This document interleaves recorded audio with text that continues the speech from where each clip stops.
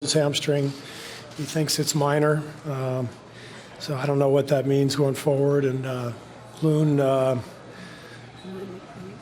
something with his shoulder. And so we'll see. Sorry. That's all I got.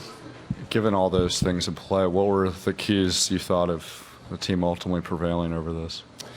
Well, you know, I said yesterday and today that 109 points is plenty to win the game, which is what we had in game one, but we gave up 118. So it was all about our defense, and we held them to 37% and, you know, forced 15 turnovers and guarded the three-point line well. So it was championship defense, and that's what it's going to take. Nick, back left, standing. Steve, Nick Friedel, ESPN. Back. How would you put into context the performance DeMarcus gave you, given the fact that he's missed 6 weeks and he tore his quad? I thought he was great. I mean, you know, we came in thinking, all right, he can, you know, maybe play 20 minutes, and he gave us almost 28. There was only one time in the game when he needed a rest, which was mid-fourth, and we gave him a couple minutes and then got him back in the game. But he was fantastic, and you know, we needed everything he gave out there: his rebounding, his toughness, his physical presence, you know, getting the ball in the paint, and just playing big like he does. We needed all of that, so I thought he was fantastic. Phil. Hey, Steve. Phil Barber, Santa Rosa Press Democrat. That 14-0 run to start the third quarter, we've seen some big third-quarter runs from you guys, but how do you put that one in context amongst the most important you've seen, and how much of that do you think was keyed by the defensive intensity? Yeah, I mean, it was the big point in the game. I thought just staying in the game at the end of the second quarter was also very important. I think we were down 12, and you know, place was going nuts. We couldn't score, and Steph and Clay both got loose, and the game loosened up a little bit, and we scored. We weren't exactly making stops, but you know, we cut the lead to 5 and could kind of breathe at halftime. And I think our guys felt renewed life at that point and came out and just had a great run to take control of the game, and we were able to finish it out from there. Tim in the back right. Steve, Tim Reynolds with the AP. Two things. One, you said Steph and Clay, but Steph got loose. What was it that was bothering him early? Did you ever get any clarity on that? And secondly, did you have a feel at halftime that you guys were going to put together one of those spurts to open a quarter like you have so many times? I mean, I couldn't have envisioned, you know, 14-0, but I liked our position. It felt like we should have been down by a lot more than 5, and you know, for the first quarter and a half, we really had a tough time scoring, and so the last, whatever it was, 4, 5, 6 minutes, the game loosened up, and we finally broke free and started, you know, getting some buckets. We started to look like ourselves, and so at that point, it just felt better. And then, you know, the second half, we got it rolling, and you know, we ended up with 34 assists, which is, you know, more like our team. And so it was, you know, it was a great win. Now we got to go home and protect our home floor, and we'll see about all the injuries. But I'm very proud of our team, and in particular, all the guys off the bench. Quinn Cook hit some huge shots, and you know, Bogut came in, gave us big minutes. Jerebko as well. So it's a hell of an effort from the bench. Mark here in the front left. Steve, Mark Schwartz, ESPN. Love to get your impressions of the final possession where Iguodala hits the open three. First of all, the scramble on Steph, the nearly intercepted pass, and the fact that the Raptors allowed a guy like that to take an open shot, and the fact that he took it with time remaining on the clock. Well, I mean, you're not going to let Steph Curry take the shot. So they double teamed Steph, and that left Andre open, and you know, he had hit another big one earlier in the game. anytime Andre can make a couple threes, it's huge for us. It loosens up the game. And I thought his play in the second half was really inspiring at both ends. He did a fantastic job, and he's hit a lot of big shots in the finals before, so he was unfazed. Tim, back left. Tim Cook on the Athletic. Steve, you moved Clay onto the Kawhi defensive assignment, for kind of freeing up Andre maybe off the ball. Do you think that had a difference? And what was the thinking behind that? Just wanted to change the look. You know, both teams have a lot of versatility defensively, and both teams have been kind of switching matchups and changing the look. And we felt at halftime like it made some sense, so we went with it. And whether that was it or not, I mean, we just got into a good groove defensively to start that third quarter. And you know, so we'll take a look at the tape and assess, you know, what we see. But it was a great third quarter effort. Held them to 21 points in that quarter. Back right. It's to Coach Dan Devine from The Ringer. You mentioned needing everything that DeMarcus was able to give you tonight. If you come out of this game with some questions about Clay and about Kavan, are you going to need more from him moving forward? Do you feel comfortable with his, you know, sort of his health, physicality to be able to get more from him moving forward in this series? From DeMarcus. From DeMarcus. Yeah, he feels good in there right now, and you know, we have a couple days before Game 3, so we do feel confident that we can continue to get good minutes from him, and we're going to need them, obviously, with all these injuries. And in the back. Steve, Ann Killian with the San Francisco Chronicle. Just to go back to Steph for a second, there were reports that he left the game in the first quarter and that he was battling some kind of an illness. Can you fill us in on that? I think he may have been a little dehydrated, and that was the word I got. He just was feeling a little bit lightheaded, and went back into the training room and came back and was doing much better. So I'm not exactly sure beyond that. So that's all I've got for you. Last two quick ones on this side right here. Steve, Dan Weinke with the Los Angeles Times. Can you just kind of expound on sort of the totality of the team during that run? You mentioned Bogut, but like Cook and Livingston, it seemed like you got something, McKinney, from every one of those guys in the third quarter. And how important is that going to be moving forwards if you guys are as depleted as you leave the game tonight? Well, that's what it takes. You know, you need your bench no matter what, but in particular when you've got a lot of injuries. So we'll just continue to go to those guys and trust them, and they've proven that they can really help us. You know, Bogut hadn't played in the first game in 3 quarters, so what he did was fantastic out there. Gave us a little different look with that lob threat. So we'll see what we've got and tee it up for Game 3. Last question, next behind. Steve Arash Madani from Sportsnet. You mentioned that Andre's unfazed a few years ago was so big for you in the finals. What is it about him on this stage in these big games and the big moments where he delivers? He's just got a lot of experience. He's done everything in his career. He's been in the Olympics. He's won 3 rings. He's been an all-star. He knows how to play. One of the smartest players I've ever been around. And I think he sensed that we needed his production in that second half, and he came alive. Thanks. Thank you, Coach. Coach Nurse will be next.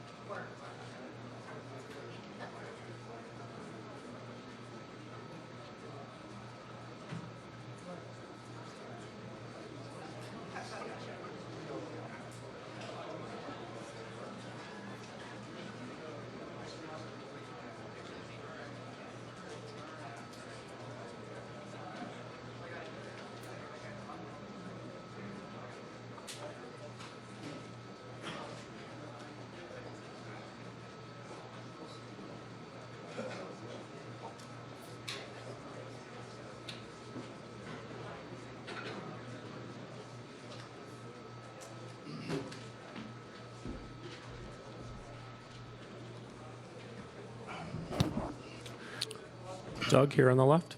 Nick, Doug Smith of Toronto Star. You talked earlier before the game about Kyle and his foul trouble and trying to avoid it. Tonight, do you think it and the other guys' issues just caused some flow problems for your rotations? A little bit, Doug. I just think we had a few guys in foul trouble kind of early and first half, and then third quarter as well, and then fourth quarter. So I don't know. We got to, you got to play physical basketball, but you got to be able to adjust and all those kind of things and try to stay out of them. And you got to avoid the silly ones too. That's all I got. Do you see Kyle sometimes maybe getting some silly ones because he's a little over aggressive? Well, I got to look at him, right? I know one, he's a great charge taker, right? And I know one of them was possibly a block charge, and those are tough. They go each way. But maybe that sixth one, I didn't really see it in the game. So in the backcourt, probably 80 feet or so from the basket. Those are ones you got to be careful, especially when you got 5. But I'll need to look at that first. Tim, back right. Nick, Tim Reynolds with the AP. Back to the other side. Hi. When the next 2.5 days before you guys get back out there, how much are you going to be thinking about the first 6 minutes of the half and how that just was obviously very uncharacteristic for the way you guys have been playing for the last couple of months? Yeah, I mean, I'm certainly going to have to look at it. And, I've always said, even this series and the last series, that offense is really important, taking care of the ball and scoring it, because if you don't, they're coming at you really fast the other way. And again, we've got to be able to get our defense set up, and it's a lot harder when you're not taking care of it or scoring. Just kind of playing it back through my head, I thought we had I know we had one little turnover where Danny slipped to the rim and tried to kick it out. But I think, Mark had a couple real nice little looks there, and we had 4 or 5 decent possessions there, and we just came away empty on all of them. And then we had probably 4 or 5 that were not good possessions either. So, certainly the offense hurt the chance to get the defense set up there. So, yeah, I'm going to have to rewatch that. I'm probably not going to enjoy that very much, but I'm going to have to check it out. Right here in the second row in the center. Coach Kayla Gray, TSN. You guys got a little bit of life there from Fred VanVleet for a moment. I'm just wondering what you saw from him in the minutes that you got from him. 30. Yeah, he played a lot. What did he play tonight? 38. Almost 40. Yeah, he was good. Obviously, he was working really hard on defense too. Guarding Curry. He was running the team. He was making really quick decisions off the pick and roll. He had some good looks. He probably hadn't played that many straight minutes in a while. I think he had a couple that are late. He was probably a little tired, but he kept taking them and stepping into them. But 17 points from him is great, and running the team the way he did is great. Over on the right side. Coach, Peter Anopoulos from RDS Television. Your team has really moved the ball effectively the last couple of games, stemming from the Milwaukee series. Tonight, 17 assists on 35 made field goals. What did Golden State do differently tonight defensively? Well, they were obviously a little more aggressive and up in us a little bit. But again, I think we've got to – I thought we were just a little bit impatient and didn't hold enough composure just to either, A, get to a strong shot, or B, move it to the next one. I thought we hit an action and something would be there, and they'd cover it up with some help defense. Well, when there's help, there's got to be somebody else probably open on the other side of the floor, and I thought we kind of shot a few too many into multiple defenders or 2 defenders around the basket where those probably should have been maybe swung to the other side. Again, I got to look at it a little bit, but it just felt like we were a little quick when there was something else, maybe just a little bit better open. Michael here. Michael Grange from Sportsnet. Sort of on the flip side of that, you look at their assist totals, really like 34 on 38 or something, and it seemed they were able, DeMarcus especially, was able to find guys on some back cuts, and there's a lot of stuff in the dunker spot looked open. Is that just a function of just, pick a poison and trying to hug them at 3, and they're going to have space to use? Yeah, I mean, obviously you got to get up on those guys flying off the screens, Curry and Thompson. And they did a really good job of getting out of there with speed tonight, those guys getting downhill. And again, a lot of those were just probably mistakes by us, right? Weak side mistakes or just a half step too slow. The other night we got away with a few of those where we were a half step too slow, but we would kind of somehow recover out of them. Tonight they were really getting downhill quickly. They took it off the dribble a lot better too. It just wasn't, the second half especially, just wasn't nearly as physical of game as we've seen in the playoffs. It was just hard to move and body a little bit tonight, and it caught up with us a little bit in the second half. Towards the center. Coach Louis Atzman, Raptors Republic. Those last 5-6 minutes, there wasn't a lot of scoring. What were you thinking? How were you feeling down that stretch? Well, I was feeling really good because we stopped their scoring, right? And finally got something figured out there to slow them down. And we were getting a bunch of wide open shots. I think we missed 3 wide open threes in a row there to cut it to maybe 4, right? And maybe it was 5. I don't know exactly what it was, but bunch of stops in a row, and we didn't get much to show for it at the other end. But I really proud of our guys for fighting and battling. The ball was not bouncing our way at all, right? I mean, even on the last play, Kawhi, who just got 3 incredible offensive rebounds in a row, they almost threw it right to him on that one, and they got through his hands somehow, and then they end up kicking out for that 3, which we're probably gonna live with that there, because if he misses that, we get a rebound to tie or win the game. Right here in the front. Nick Malaysia-Hernandez at Philandon. With the series tied going into Oakland and no longer being on home court, what are the prominent focal points that you're going to bring over to the next couple of games? Yeah, I mean, we're in the same boat there, kind of. We're in coming here. We got to go out there and get one, right? That's all we got to do is get one, and we can do that. We're going to go Reed and Mark here. Last 2 questions. Hey, Nick, Reed Forgrave with CBS Sports. Your guys' half-court defense has been dominant this entire playoffs. It wasn't as dominant tonight. There were kind of some holes here and there. What did you think was, the one missing element, specifically in the half-court? Yeah, I mean, first of all, our half-court defense is, first of all, it's about getting it set up. Right? There was a lot of quick possessions by them, again, probably due to our offense. So that's the first thing. Second thing, our half-court offense is very physical, and it wasn't very physical tonight. Mark, last question. In the right way. And then, again, we just made some weak side mistakes. Sorry. Mark, last question here. Nick, Mark Schwartz, ESPN. I'm wondering if you could take me through the final possession, especially the fact that Iguodala shot it with about 5 seconds left on the clock, and the fact that he was so wide open during that possession. Yeah, I think, we scored the basket, and look up and there's 26.4 or something left. That's a definite foul situation, right? They can hold it all the way to the end, throw it up there, hit the rim, and the horn's going to go off. I've been in that situation before. So usually under 28, if there's 28 or more, you're going to play solid defense. If it's 27.9 or under, you're not. We're trying to foul. We had a couple chances there on Draymond, I think Livingston, and then back to Draymond, and then Curry got it, and we didn't want to foul, but we put a good blitz on him. We almost made him throw it away. And I think if they're going to take a shot and give you a chance there, I'm going to probably live with the one that ended up being taken. I'm going to probably roll with that. We should have fouled before that, but like I said, he misses that. We call timeout. We go down with a chance to win the ball game, unbelievably somehow. Steph said after the game to Doris Burke that he thought it was, in his words, disrespectful to leave a player like Iguodala that wide open. What did you think of that? Well, we weren't disrespecting anybody. We were up guarding hard, and we put 2 on Steph, and he almost threw it right to Kawhi, right? It was pretty good defense. They were scrambling around, running around like crazy, but then they found Iggy, right? They found him. And like I said, if he's gonna take that and give us a chance to get the ball back and win the game, we're gonna probably live with that. It wasn't like we were disrespecting him and not trying to guard him. We were in a trap and rotating out of there. And again, I'd like to go back and try that again about 10 times and see if one of them doesn't go our way. Okay.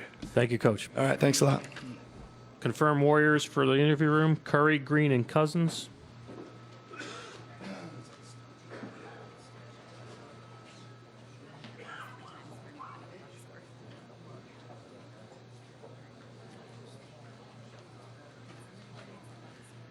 Draymond is scheduled to be in here next.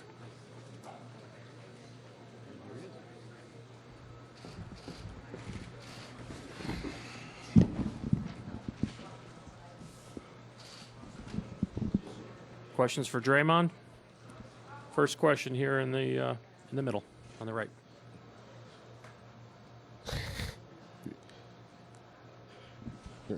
Robert Littell, BSO. In game one, you talked about how he was going to take personal responsibility on Siakam to make sure that he didn't kind of blow up like he did in game one.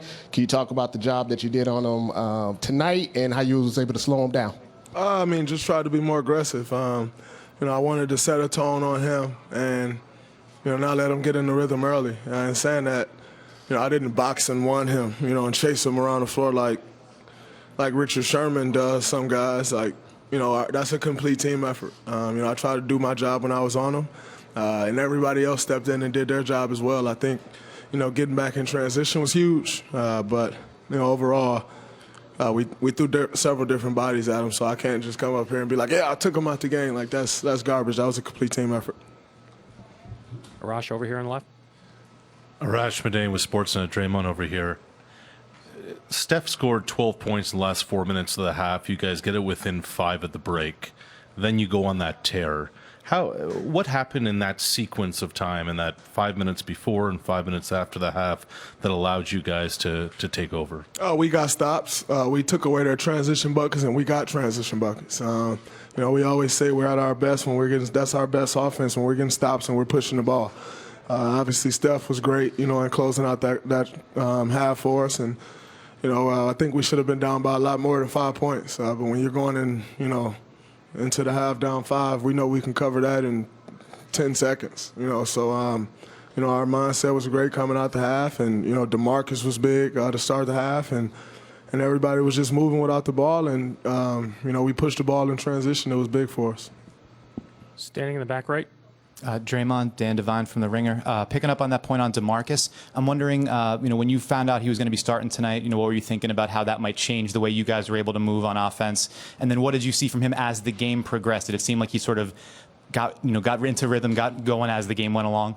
He did. That's once again, DeMarcus hasn't played much basketball over the course of the last 18 months. So the more he plays, the better feel he gets. Tonight he was huge for us. Coach. Putting him in the star lineup, I think was big. Obviously they want to attack him on the defensive end, but you watch the film, he didn't give up much on the defensive end in game one. And similar to tonight, he was great on both ends as well. So, and allowed us to play through him some in the post. They got to honor that, or, we know what he's capable of if they don't. Mark right here in the front. Draymond, Mark Schwartz, ESPN. Steph, after the game, said it was disrespectful of the Raptors to leave Andre wide open for that shot, given his pedigree. What did you think of that last possession, the way Andre shot the ball with that much time left on the clock, and the fact the Raptors didn't get a foul? Well, I didn't think they were going to foul. They were trying to get a steal. They were trapping Steph. Steph outletted the ball to me. They came with a trap. But I think as big as Andre's shot was, we've come to expect Andre to hit big shots. Since he's been here, I've seen him hit several game winners. I've seen him, put the icing on the cake of several wins. But the way Sean Livingston met that pass, I think, no one will write about that. We all got a joke amongst us of bad receivers and good receivers. I always call Kevin a bad receiver. I always call Sean a bad receiver. He turned into Megatron tonight for that pass. It was big for us. Okay, next question. Hi, Draymond. Tenny Sumagi, Eagle News, Philippines. What would be the Warriors' next game plan to avoid some of the mistakes that were made on defense and offense? You're always going to make mistakes. That's just the nature of the game we play. You're playing against a great team. They're in the NBA Finals for a reason. They're going to force you to make some mistakes, but it's about the effort that you put out there on the floor to overcome those mistakes. And, I think we did that tonight. You're never going to play a mistake-free game. None of us are expecting that, but you try to minimize the mistakes and take advantage of, the opposite team mistakes. Dan, on your right. Opposing team mistakes. That was bad. Dan Feldman, NBC Sports. You took a lot of personal responsibility after game one, and I think we could see early in the game you stepping up. Yeah, near halftime, you guys are still down 10. What's going through your mind at that point? We was down 5 at half. No, I said near halftime. Oh, yeah. Yeah, when they got to 10. What's going through your mind at that point? Are you trying to do even more, or do you just figure if you keep this up, it'll turn around? I thought if we kept it up, it'd turn around because, when they went on their run, I think they went up 12.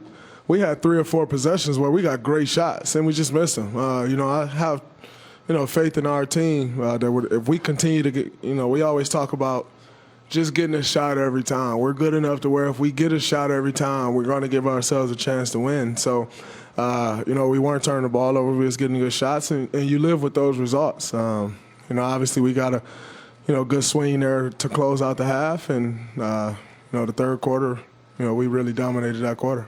In a game like this, where you have so many opportunities to guard so many different types of players, how much do you enjoy that challenge? I enjoy it a lot. Guarding Kawhi is different than guarding Pascal, and guarding Pascal is different than guarding Kyle Lowry. But, as a defender, as a competitor, I relish those opportunities to make an impact on the game on the defensive side of basketball. I understand how important that side of basketball is, and, no matter who I'm on, I try to, make sure I have a big impact on that side. Thank you, Draymond. Fred VanVleet should be next.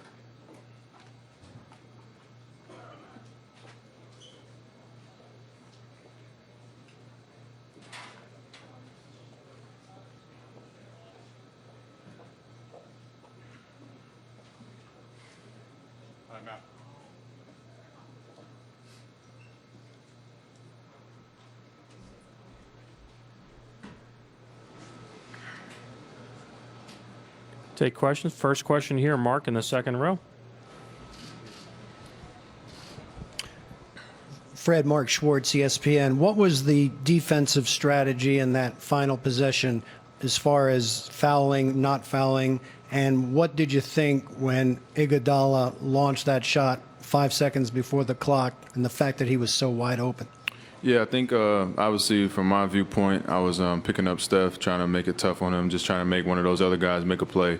We got it down. I think me and Pascal maybe got Steph in the corner up there at the top of the half court, and I thought Kawhi had a good play on the ball. Didn't come up with the loose ball and worked back around a little bit and found Iggy on the way back out, and he got a wide open look. So at that point, you're trying to fighting for a rebounding position. You never want to think that it's going in as the other team. So you're fighting for rebound position, and obviously knocked it down. So that was a really big shot for him. And I think would we like to have contested that a little bit more? Probably, yeah. But I think obviously we had a little bit more focus on Steph and just trying to make them do something other than what they wanted to do. Did you like the fact that Iguodala launched it when he did? No, I mean, we don't disrespect those guys. We know that Iggy's made big shots in his whole career. He's done that for that team, for the last however many years. So we've seen that movie before. We've seen him make that same shot before. But I think from our viewpoint, just the scheme and the way that we were trying to attack that possession, we wanted somebody else to shoot it. And I think that we just got to do a better job of probably running back out at him when he does get that open look. I haven't seen him play, so I don't know what the next rotation was. But we'll look at it and see how maybe next time we can try to be better. Same row on the right. Freddie, Coach had talked about you guys just not being able to get set on defense, and particularly with the third quarter. Was there an issue there with pace that was throwing you guys off? Yeah, I think, overall, I think it just started too slow, and you can't do that against this team. Missing every shot doesn't help. Whatever, 10 possessions in a row, we didn't score. I'm not even sure. It didn't feel like we were even getting in the paint to control the tempo or the flow of the game. So they jumped out on us, and it was hard to get back set after that. And you got to score against this team. 21 points in the third quarter is not going to do it, and our offense has got to be better. And I think that probably adds an extra 10 on their side where we just couldn't adjust there. So got to be better to start the third, and we know that. And that's something that we'll focus on and look at the tape and see how we can be better next game.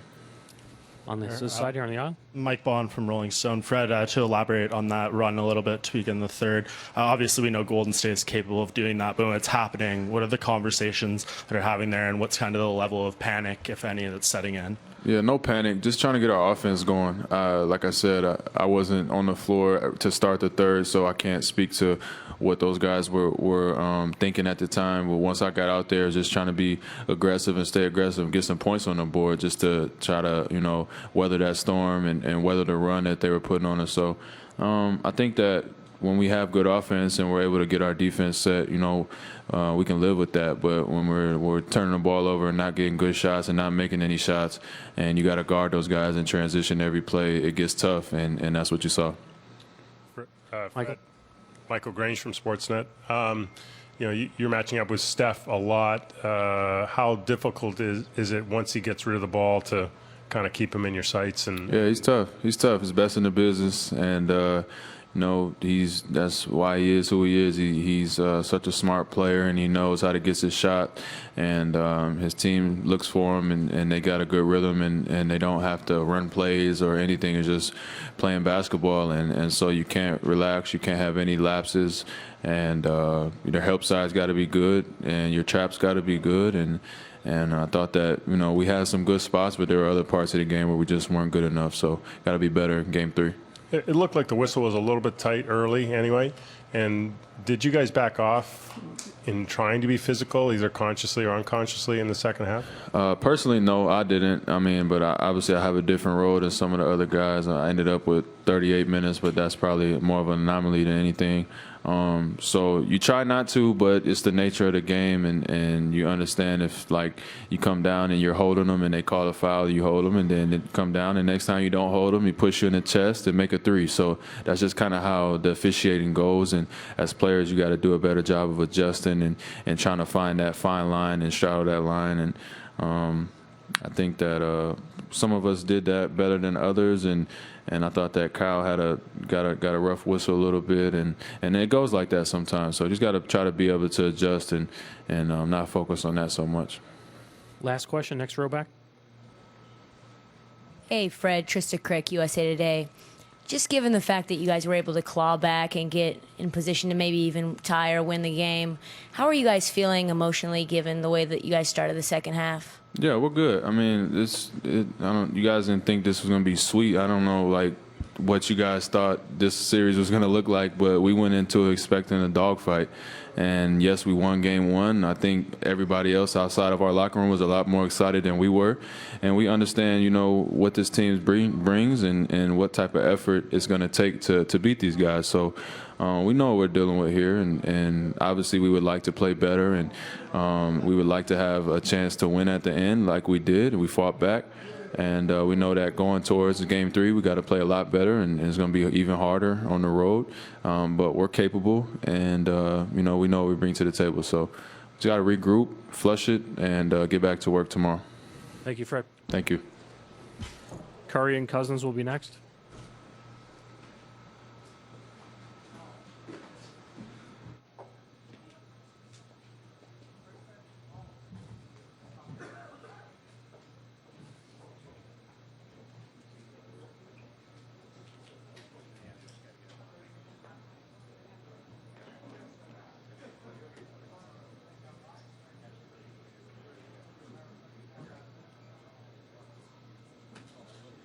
Good.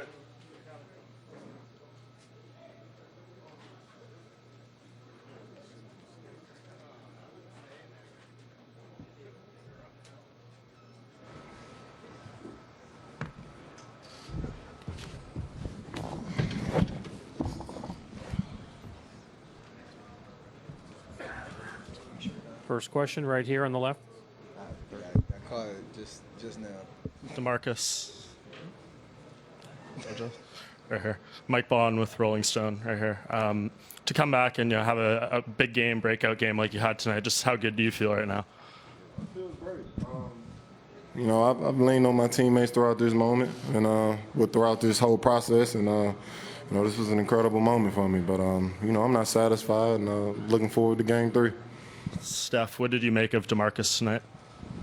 He was special. Obviously, he's get more comfortable, more minutes, and playing aggressive when he's out there.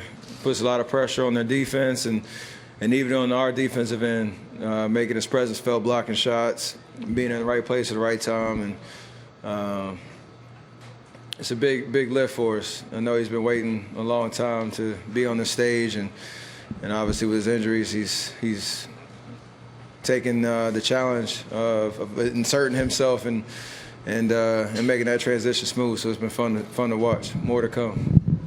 Tim, standing in back left. Athletic, DeMarcus, what was your reaction when you got word that you would be starting, and what were the days or hours like leading up to knowing that you're going to get to start? I was just like, cool. I mean, I told Steve coming into this, I mean, whatever he needed from me, I was okay with it. If it's coming off the bench, if it's starting, if it's playing, 8 minutes or 40, I'm cool with it, whatever. So, I want to come in and help the team with whatever's needed. And when I step on the floor, I'm going to leave it out there. Again, back left. Logan Murdoch, NBC Sports Bay Area. DeMarcus, you went through two, catastrophic injuries, particularly with the quad most recently. What is it in your DNA that wouldn't let you miss this season? I want to be on this stage. This is what I've worked for my entire career, to be on this stage, to have this opportunity, to play for something. But, once they told me I had a slight chance at, being able to return, it basically was up to me and the work and the time I put in behind the injury.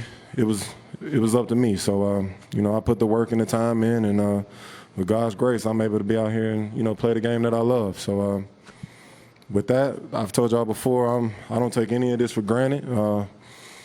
I've seen how quick this game can be taken away from you. So every chance I get to go out there and play, I'm going to leave it on the floor. Tim, back right. Steph, Tim Reynolds with the AP on this side. You guys have used the strength in numbers mantra now for a long time. And, have there been too many more nights where that might have rung more true than this one? Steve said that he was thinking DeMarcus's cap would be 20 minutes. He played almost 30. Quinn Cook making the threes. Andre, obviously, with the shot that won it, and there's a shot that sealed it at the end. Strength in numbers, I know it's been around for a while, but tonight it had to mean a lot more than maybe it has a lot of nights. Yeah, I think when you get to this stage, like who our DNA shows up. So it's not something you just throw out there to have nice shirts and give out to the crowd at Oracle and have all this marketing stuff. It's literally like how we approach every day from training camp to June. So how we support each other, how guys stay ready throughout the year, whether they play, like you said, 30 minutes or miss, 10 straight games out of the rotation, whatever it is. Coach always talks about it, that everybody's going to have a chance to help us win a championship at some point, and just to stick with it and be patient. And it shows itself over the course of a season. And tonight was huge. And we need 3 more wins, and we need it to keep going. But that's a part of who we are in our DNA. It's not just what we say. Mark here in the front. Hey, Steph, Mark Medina, Bay Area News Group. It was said on the broadcast that you're entering the game dealing with some kind of illness. Wonder if you can kind of shed light on anything in regards to that and what you try to do to fight through it. Just didn't feel right, but to start the game. But end of the day, nothing's going to keep you out from playing in a finals game if you can help it. So I have plenty of time to recover before Game 3. Don't really know what the cause was. Just didn't feel right. Arash over here. Steph, over to your left. Arash Madani with Sportsnet. That third quarter, not only the run, but the fact that you're getting contributions from DeMarcus and Quinn Cook and Bogut and just kind of everybody being a part of that. How much did that ignite things for you? It pretty much won us the game because we established our defensive presence. We got stops, and everybody got involved in the offensive end. And when you come to the timeout after a couple runs like that, and everybody's involved, whether they're scoring or setting screens or making the assist or whatever the case is, everybody feels good, and the vibe it's just solid, and we know that we've taken control of the momentum, and then it's just about sustaining it, down the stretch. So, obviously, third quarters have been great for us. Game one, couldn't get over the hump, but tonight was a different story because of our defense, and everybody contributed to that. Standing in the back right. David Colon, CTNI, Puerto Rico. Stefan, how important is you keep your faith up more than you go to San Francisco? You keep your faith up with your teammates to the rest of the series. Free up my teammates? Yeah, you always have your faith up. How important is you have your faith up? My faith? Your faith up with your teammates for the rest of the series. I got confidence and faith in everybody sets foot out there on the floor, and they have the same in me. So, again, whoever's out there, contributing and playing, we'll get the job done and have fun doing it. Back left. DeMarcus, Jonathan Cho with DIA-TV. Where would you say you are at physically right now? How close are you to being 100%? Because you're still recovering from your injury. Where do you feel like you're at right now? Bro, I really don't know. I don't know.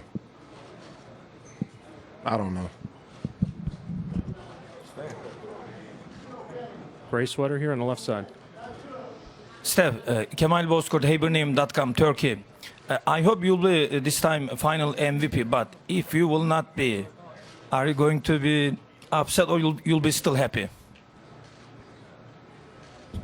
I want to win a championship, and that's all that matters, my man.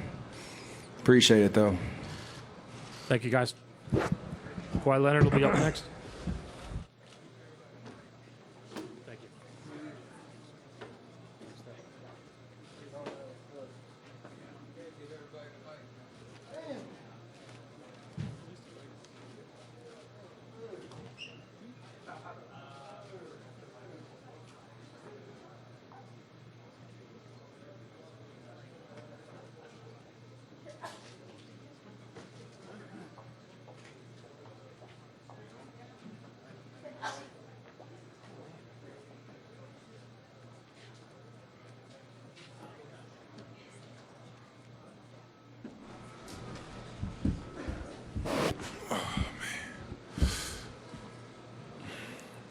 Mark, first question right here.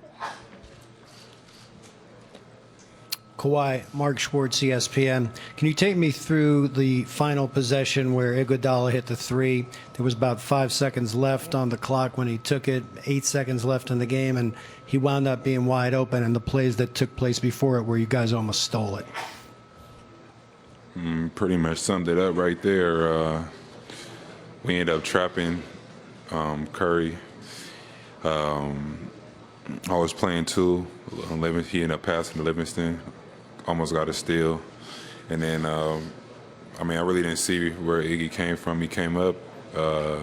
Livingston found him, and he knocked down a shot. Big shot. Did you want to see the ball in his hands in that situation compared to anybody else on the floor?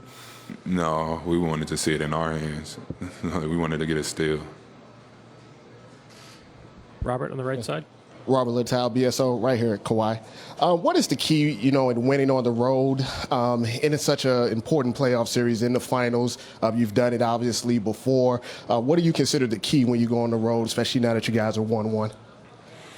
Just coming in as one, you know what I mean? Obviously on somebody else's home floor. They got the 6 man with the crowd, but we just have to buy into ourselves and come out hard, strong, no mistakes, no turnovers, and the same thing you got to do at home. Third row here in the center. Kahari Jones, Quincy Sports. Well, how does it feel to be the only player and to lead a team to 2 different NBA conferences? Never thought of it really, but I guess it feels good, but it's not over yet. It's still basketball, and no matter what jersey you got on. And, that's what I'm trying to do, just lead and win games. Over here in the second row on the right. Yeah. Kawhi, when you look back at the game and the body of work, where did things break down defensively for you guys and how? I feel like in that third quarter, we didn't score the ball in like the first 5 minutes, 4.5 minutes. Obviously led to them getting out in transition early and a lot of layups and open looks. And that was pretty much the game right there. Went on like a 15-18-0 run, I believe. And, you can't do that with a championship team on the other side. Bit different this time around? I mean, you guys were really fast game one. Did things kind of flip around game two? I can't say that. I feel like our pace was good early. It's just that third quarter, I feel like it just really killed us, you know what I mean? 18-0 run, if we can't score no baskets, you're not going to win no game. Again, same row. Tenny Samagi, Eagle News Philippines. The Warriors have a lot of injuries. Will that affect the team's chemistry, the Raptors' team's chemistry? Or do you feel that you will take advantage of that? Not really. We still got to go out and make shots and guard guys that's out there. Everybody's in the NBA. These guys have a high basketball IQ. Obviously them missing Durant, it's a big loss for them. But, they won the game tonight. Any other questions? Michael over here on the left side. Michael Lee with The Athletic. Kawhi, how much do you lean on just your past experience in the finals? And how much do you share with your teammates, going in 1-1 or going on the road? Just take it one game at a time, you know what I mean? Finals is not going to be easy. The only thing that matters is the four wins. Once you get it, 2 wins, 3 wins, it does not matter. Just take one game at a time and, just play through the adversity. How much would your respect grow for a team like the Warriors, just the fact that they were able to get all those key plays down the stretch?